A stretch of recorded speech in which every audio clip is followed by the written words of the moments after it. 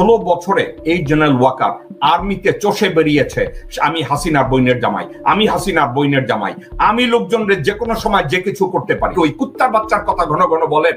এই জেনারেল ওয়াকার ছিল তারেক সিদ্দিকের ডান হাত, বা হাত, মধ্য হাত, দুই পা। এই জেনারেল ওয়াকার এমন কোন অপকর্ম নাই আর্মিতে থাকাকালীন প্রত্যেকটা জায়গায় বলেছে। দর্শকবৃন্দ, সাইকোলজি, আপনারা দেশের যে কোনো একজন সাইকিয়াট্রিস্ট যদি কেউ থেকে থাকেন আমার দর্শকদের ভিতরে, আপনারা যে কোনো সাইকোলজিস্টের কাছে জিজ্ঞাসা করেন, সাইকিয়াট্রিস্টের কাছে জিজ্ঞাসা করেন, ওই লোকটাই ঘন ঘন বলে আমাকে বিশ্বাস করেন। যারা মিথ্যাবাদী, যারা মিথ্যাবাদী, যারা ভণ্ডামি করে, তারা কথায় কথায় বলে আমাকে বিশ্বাস করুন। আরেকটা কথা বলছে আপনারা ভালো থাকবেন, এর অর্থ কি জানেন? এই জেনারেল ওয়াকার বহু অন্যায়ের সাথে জড়িত, বহু লোকজনের ভিকটিমদের সাথে জড়িত, যাদেরকে General Walker behind the scene বলে। যেসব অপরাধ নিয়ে যা হয়েছে 5ই আগস্টের আগে, আপনারা আমার সাথে কথা বলুন। আমার সাথে যদি আপনারা কথা বলেন তাহলে আপনারা কি চান, আপনারা বেনিফিট দেন। অর্থাৎ জেনারেল ওয়াকারের অর্থ হচ্ছে আমার সাথে কাজ করুন, আমি আপনাকে বেনিফিট দেব, shut your mouth, follow me. এটা হচ্ছে জেনারেল ওয়াকারের ভদ্রতা। উনি বলছে ওনার কোনো অ্যাম্বিশন নাই, ওনার এনাফ। উনি বলছেন আই হ্যাড এনাফ। কেন এনাফ হবে না? 16 বছরে এই জেনারেল ওয়াকার আর্মিতে চষে বেরিয়েছে আমি হাসিনার বইনের জামাই, আমি হাসিনার বইনের জামাই, আমি লোকজনদের যে কোনো সময় যে কিছু করতে পারি। আপনারা সবাই তারেক সিদ্দিকী ওই কুত্তার বাচ্চার কথা ঘন ঘন বলেন, তারেক সিদ্দিকী এই করেছে সেই করেছে। এই জেনারেল ওয়াকার ছিল তারেক সিদ্দিকীর ডান হাত, বা হাত, মধ্য হাত, দুই পা। এই জেনারেল ওয়াকার এমন কোন অপকর্ম নাই আর্মিতে থাকাকালীন প্রত্যেকটা জায়গায় বলেছে, যেখানেই আটকে গেছে। আপনাদেরকে আমি কথায় কথায় বলবো, হাসিনা কথায় কথায় বলতো আমার ছোট ভাই কি অপরাধ করেছে শেখ রাসেল, বলেছে না?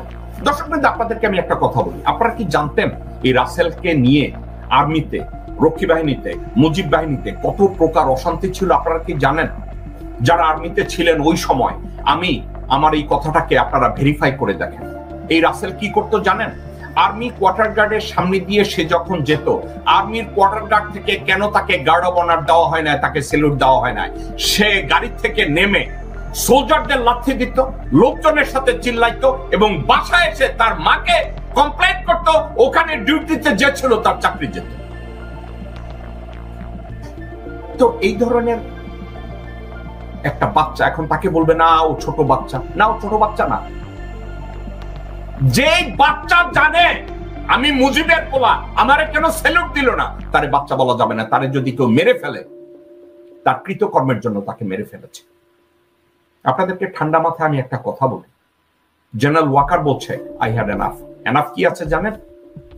গত 16 বছরে এবং আগস্টের 5 তারিখ থেকে আজ অবধি নিজেকে 6 থেকে 7, যদি ওয়াকার যদি বিলিয়নিয়ার হয়ে থাকে আপনারা অবাক হবেন না।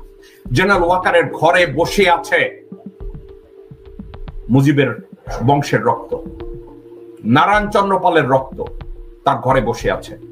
সেখানে বসে ওয়াকার বলছে আমার কোনো অ্যাম্বিশন নাই। মাদারসান, তোমার মতো অযোগ্য একটা লোক সেনাবাহিনীতে চাকরি করে, এই অযোগ্য লোকটা তুমি ঠেলতে ঠেলতে অনেককে ক্রস করে, তুমি তোমার ব্রিগেড কমান্ডার, তোমার ইউনিট কমান্ডারদেরকে ডিজোবে করে, ডিসিপ্লিন ব্রেক করে, বাংলাদেশের আর্মির রুল ব্রেক করে তুমি আর্মি চিফ হয়েছো। তোমার আর কি অ্যাম্বিশন থাকবে? তুমি তো ভারতের 1 নম্বর দালাল যখন পালিয়ে গেছে, তুমি তো 2 নম্বর দালাল হিসাবে বসে আছো বাংলাদেশে। তোমার আবার অ্যাম্বিশন কি? ওয়াকার, আপনার মতো মানুষরা যখন বলে আমার কোনো অ্যাম্বিশন নাই, ওয়াকার আপনি কি আপনার পিছনে তাকিয়ে দেখেছেন? ওয়াকার এই মুহূর্তে আপনার দিকে তাকিয়ে থাকে মানুষ একটা কারণে।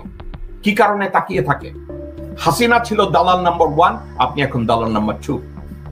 কারণ হাসিনা সরে যাওয়ার আগে থেকে, জুলাইয়ের লাস্ট উইক থেকে আগস্টের 5 তারিখ পর্যন্ত ভারতের সেনাপ্রধান, ভারতের মিডিয়া, ভারতের পররাষ্ট্রমন্ত্রী, ভারতের পররাষ্ট্র সচিব, প্রত্যেকটা লোক আপনার সাথে কমিউনিকেট করেছে।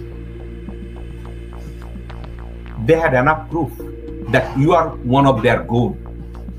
তা আপনি বাংলাদেশের জনগণকে যখন আপনি বলেন আপনাকে বিশ্বাস করতে, why should they? Why should I trust you that you are an impartial player? আপনার তো কোনো ড্রিম নাই বাংলাদেশকে গড়ে তোলার। বাংলাদেশের যদি সাংবিধানিক রাষ্ট্র কখনো হয়, আপনার মতো মানুষকে তো পিষে ফেলা উচিত মাটির সাথে, আপনাকে উলঙ্গ করে ঝুলিয়ে রাখা উচিত। আপনি কেন বলেন আপনার এনাফ হয়েছে 8 মাসে? কেন $1 বিলিয়ন হয়ে গেছে বাইরে? নাকি ইন্ডিয়া আপনাকে সিটিজেনশিপ দিয়ে রেখেছে? কথা বলেন তো, নিজেকে কথা বলেন না আপনার কোনো অ্যাম্বিশন নাই, এ কথা বলেন না I had enough। এই I had enough যদি হয়, একটা কাজ করেন General Walker, resign from your position or stay in the position and tell the commission। আমাকেও যদি কোনো কাজে কোনো অপরাধ কর্মে সন্দেহ করা হয়, আমাকে যেন ডিপোজ করা হয়, আমাকে যেন ইন্টারভিউ করা হয় নির্ভয়। দর্শকবৃন্দ, আপনাদেরকে আমি একটা কথা বলি, জিয়া রহমান সাহেব হাসান হাফিজুর রহমানকে মুক্তিযুদ্ধের ইতিহাস লিখতে বলল। হাসান হাফিজুর রহমান জিয়া রহমান সাহেবকে বলল, সাহেব আমাকে এই কাজটা থেকে বাদ দেন। বলছে কেন? বলছে আপনার সম্পর্কে অনেক বিতর্ক আছে, এখন আমাকে আপনি মুক্তিযুদ্ধের ইতিহাস লিখতে বলছেন, তাইলে আমি তো আপনাকে নিয়ে বিতর্কিত কোনো কিছু বললে আপনি তো আমাকে গ্রেফতার করে ফেলবেন, আমাকে তো আবার মেরে ফেলবেন। আপনাদেরকে ঠান্ডা মাথায় আমি বলি, এনএসআইড ডিজি, আমি জিয়া সাহেবের মুখ থেকে কোনো কথা শুনি নাই, এনএসআইড ডিজি হাকিম সাহেব সরাসরি আমাকে বলেছে। আমার পাশে বসা ছিল রিয়ার অ্যাডমিরাল মোশাররফ হোসেন খান, আমার পাশে বসা ছিল জেনারেল শিশু, আমার পাশে বসা ছিল আমজাদ খান চৌধুরী।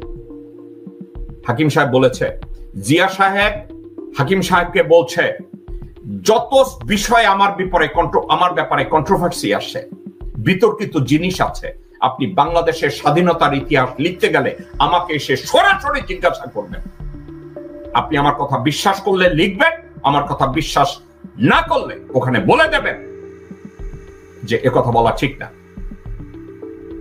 ঠিক আছে? এই কথাগুলো তাকে বলা হয়েছিল।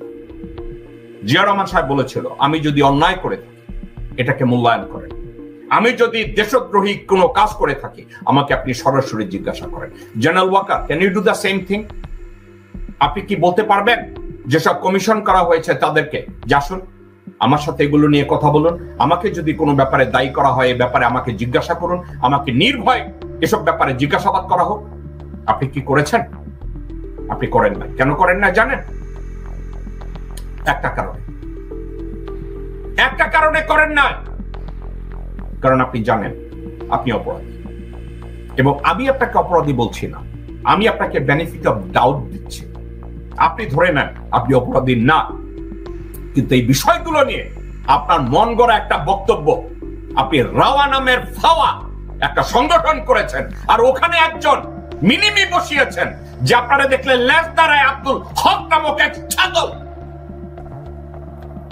আপনার পাশে দাঁড়িয়ে দাঁড়িয়ে হাততালি দেয়, একটা গরুর বাচ্চা। ওখানে বসে বসে সেই মোডে আপনি কথা বলেন।